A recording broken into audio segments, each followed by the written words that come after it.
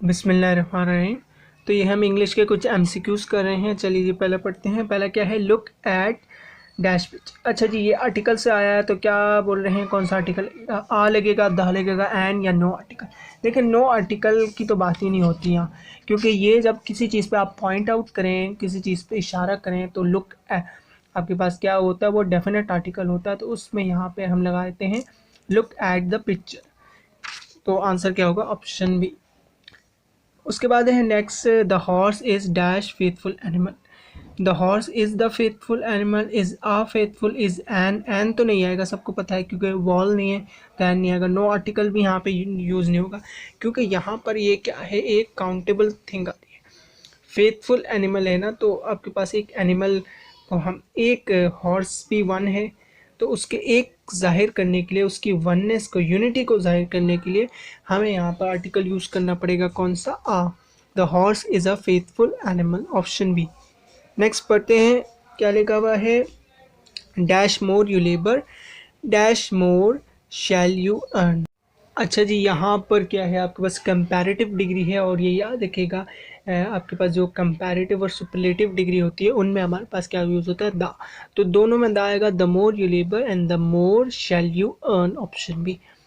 उसके बाद हम लोग नेक्स्ट पढ़ते हैं, क्या लिखा हुआ है, mount Everest is dash highest peak in the world. अभी हमने ऊपर बात की थी कि जो सुपरलेटिव डिग्री है उसमें आपके पास क्या यूज़ होगा, उससे पहले द यूज़ होगा, तो क्या होगा, mount Everest is the highest peak in the world, option D. Next पढ़ते हैं, क्या लिखा है, dash police arrested dash robber. अब देखें यहाँ पर ये पुलिस क्या है, देखें पुलिस आपके पास क्या है, एक तरह का कलेक्टिव नाउन है। तो जब भी कलेक्टिव नाउन की बात होगा ना, तो कलेक्टिव नाउन से पहले हम लोग आर्टिकल द का यूज़ करेंगे। तो क्या होगा, the police arrested the robber, क्योंकि कलेक्टिव नाउन उस तरह के होते हैं कि आपके पास होते तो प्लूरल हैं, लेकिन एक सिंगुलर में यूज़ होते हैं। जैसे कि पीपल, अगर बहुत सारे लोग हैं तो हम द पीपल यूज़ करेंगे।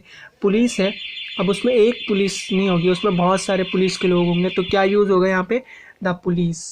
और arrested the robber, option C. उसके बाद हम लोग नेक्स्ट पढ़ते हैं, क्या लिखा हुआ है, they went to national park yesterday, both dash friends were there. अच्छा, क्या कह रहे हैं, they went to national park yesterday. यहाँ पर कह रहे हैं अगर ऑप्शन है नो आर्टिकल, बी में है द, सी में है एन लगेगा, और उसके बाद डी में है आ। ये हमेशा याद रखिएगा आप लोग, आपके पास दो वर्ड है, एक बोथ होता है और एक all. All of these, both of these, तो इसमें आपके पास all the man, both the friends, तो ये आपके पास इसमें क्या होता है, हमेशा दा यूज़ होता है, इनके बाद यूज़ होता है, इनसे पहले यूज़ नहीं होगा, ठीक है, ये याद रखिएगा। बोथ और ऑल दो वर्ड्स मैंने आपको बताया, तो option B is right one. Next पढ़ते हैं, क्या लिखा, which sentence demonstrate correct subject verb agreement. यानी कि आपके पास एक सेंटेंस है, उसमें आपने बताना है कि क्या सब्जेक्ट वर्ब एग्रीमेंट सही है, यानी कि जो भी टेंस है उस हिसाब से वो सेंटेंस आपके पास सही है या नहीं है। पहले है द कैट आर स्लीपिंग, देखिए कैट आर स्लीपिंग नहीं आएगा, ये कैट सिंगुलर है तो इस स्लीपिंग आना चाहिए, ऑप्शन ए तो गलत। बी में है द कैट्स इज स्लीपिंग, तो एस लगा दिए, यानी कि प्लूरल कैट्स हैं तो आर आना चाहिए, बी भी गलत हो गया।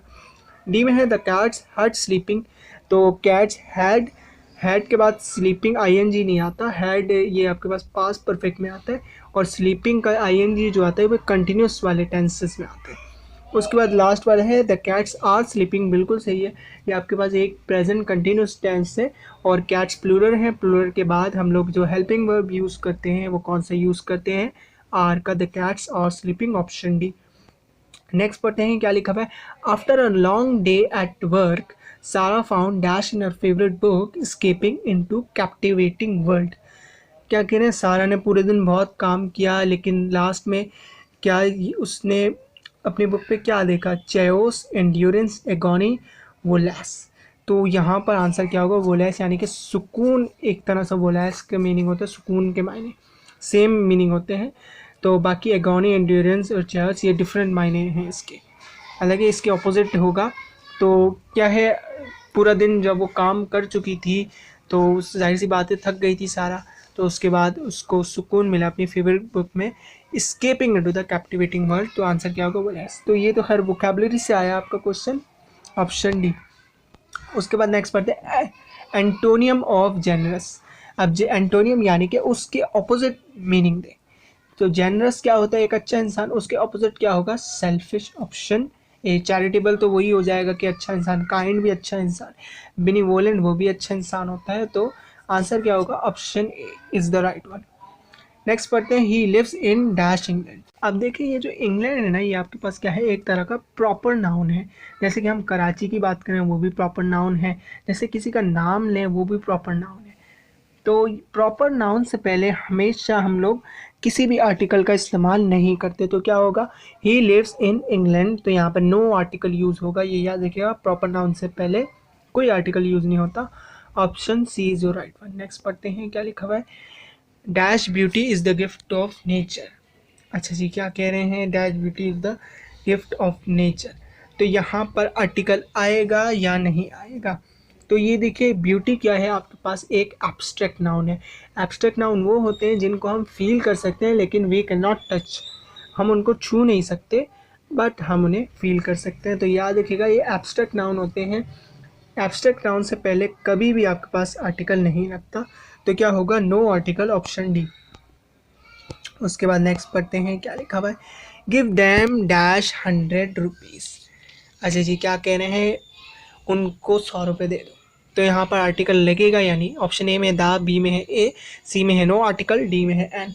तो ये याद रखिएगा कि आपके पास 100 है, मैंने ऊपर बताया कि आपके पास कलेक्टिव जब काउंटेबल नाउन आ जाए ना, तो उसमें जब एक चीज़ की बात हो रही है ना, 100 रुपीज़, एक ही 100 रुपीज़ उन्होंने बोले हैं, तो आपके पास क्या आएगा, गिव दैम 100 रुपीज़। तो एक 100 रुपीज़ को उसकी यूनिटी जाहिर करने के लिए हम लोग क्या लगाएंगे, आर्टिकल आ लगाएंगे, ऑप्शन ए।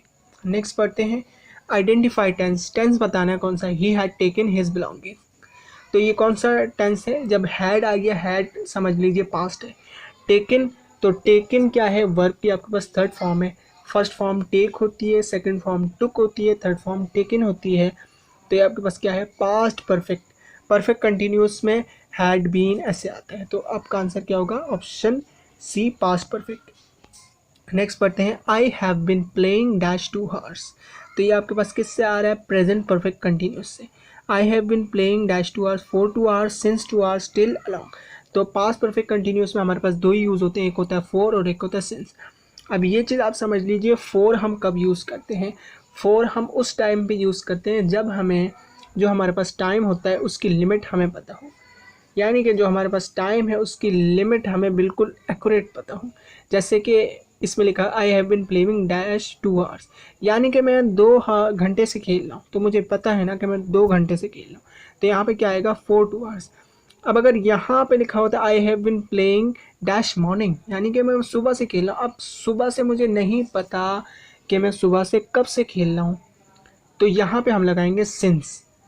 ज़्यादा जब आपके पास टाइम हो जाए ना, ज़्यादा मुद्दत की, जैसे आपने बहुत से बोर्ड्स वगैरह पे लिखा हुआ देखा होगा, सिंस 1990, सिंस 1445, सिंस 1600, ऐसे लिखा हुआ देखा होगा आपने बहुत सी जगहों पे।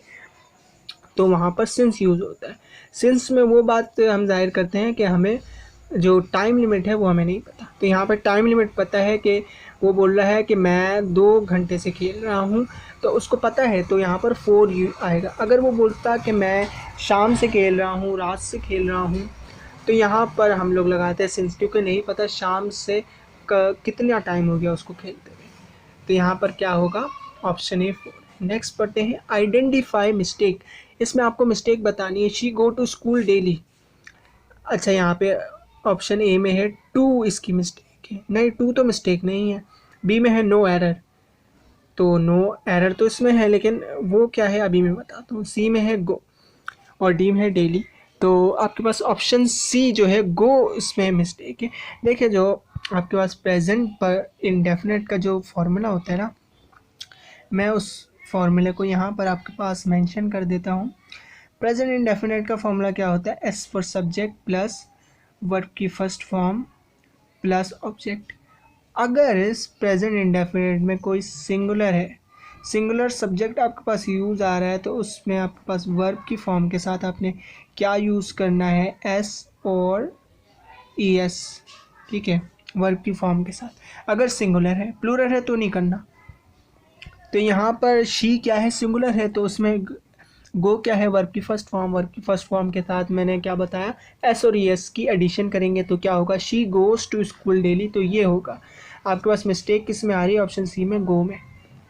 नेक्स्ट पढ़ते हैं चेंज वॉइस, यानी कि आपने वॉइस चेंज करनी है। अगर एक्टिव में है तो पैसिव में करनी है, पैसिव में है तो एक्टिव में। क्या लिखा हुआ है, she writes a letter. She writes a letter आपके पास प्रेजेंट इंडेफिनिट टेंस है। तो मैंने बताया था पैसिव वॉइस जब भी आप चेंज करें तो उसको आपने क्या करना है, जो भी वर्ब है उसको आपने हमेशा थर्ड फॉर्म में लेके जाना है। और जो आपका सेंटेंस है वो कहाँ से स्टार्ट होगा, आपके ऑब्जेक्ट से। जब आप पैसिव बनाएंगे ना तो आपको क्या करना है, ऑब्जेक्ट को सब्जेक्ट बना देना है। तो क्या होगा, अ लेटर, और प्रेजेंट इंडेफिनिट है तो प्रेजेंट इंडेफिनिट को पैसिव बनाने के लिए उसमें हम क्या यूज़ करते हैं, इज़ यूज़ करते हैं। अ लेटर इज़ आपके पास क्या होगा, राइट्स। मैंने पहले बताया था जो भी वर्ब की फॉर्म हो पैसिव वॉइस में किसी भी टेंस में आपने क्या करना है, उसको थर्ड फॉर्म में ले जाना है। अ लेटर इज़ राइट की थर्ड फॉर्म क्या होगी, written. A letter is written by, she का हम लोग क्या करेंगे चेंज, हर में। A letter is written by her, option B. Next पढ़ते हैं चेंज वॉइस। अच्छा जी, क्या है, a lion was killed by him.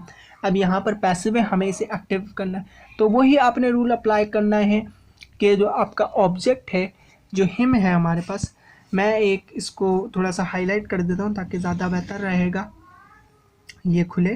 फिर हम लोग करते हैं, क्या है हमारे पास ये है, ये जो ऑब्जेक्ट है, अब हमने इसको क्या करना है, सब्जेक्ट बना देना है। तो क्या होगा, he a lion was killed by him.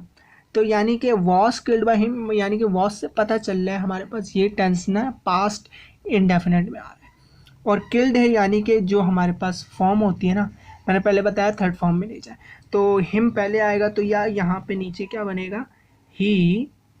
उसके बाद क्या होगा आपके पास पास्ट इंडेफिनिट। अगर हैड या हैज़ लगा होता तो हम इसको बोलते कि भाई पास्ट परफेक्ट है या वे है।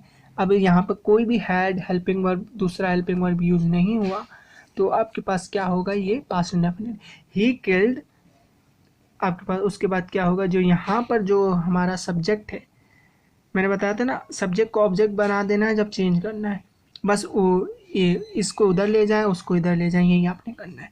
तो यहाँ पर जो अब सब्जेक्ट है जो हमारे सेंटेंस में उसको हम क्या करेंगे, जो हमारा जो हम चेंज करें उसको ऑब्जेक्ट बना देंगे। तो क्या होगा, he killed a LION lion. तो सिंपल यहाँ पे आपके था option C, he killed a lion. Next पढ़ते हैं चेंज इनटू इनडायरेक्ट। इनडायरेक्ट में चेंज करना है और इजी सेंटेंस है, क्या है लिखा हुआ है, he said I respect my parents. Direct indirect को चेंज करने का एक सिंपल रूल है, बहुत ही इजी रूल, सबको पता होगा, वो काफ़ी इजी रूल होता है। आपके पास कौन सा रूल होता है, वो SON वाला रूल होता है। कौन सा रूल, SON वाला रूल। जिसमें क्या होता है, इसके नीचे हम लोग 1 2 3 लिखते हैं, यानी कि first person, second person, third person. अब आप ये लोग याद रख लीजिए, या आप लोग राइट कर लीजिए क्योंकि फिर यहाँ पे जगह नहीं बची, मैं सॉल्व वैसे कराऊंगा। फर्स्ट पर्सन आपके पास कौन से होते हैं, इसको लिख लीजिए, इसको मैं रब कर रहा हूँ। तो यहाँ पे मैं लिख रहा हूँ आपके पास फर्स्ट पर्सन, सेकंड पर्सन और थर्ड पर्सन।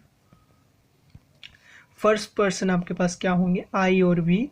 आपके पास फर्स्ट पर्सन होंगे, सेकंड पर्सन होगा यू, और यू इन तीनों के अलावा जितने भी हैं जैसे शी, इट, आपके पास दे, ये सारे क्या होंगे, थर्ड पर्सन होंगे। अब हम इस क्वेश्चन को करते हैं।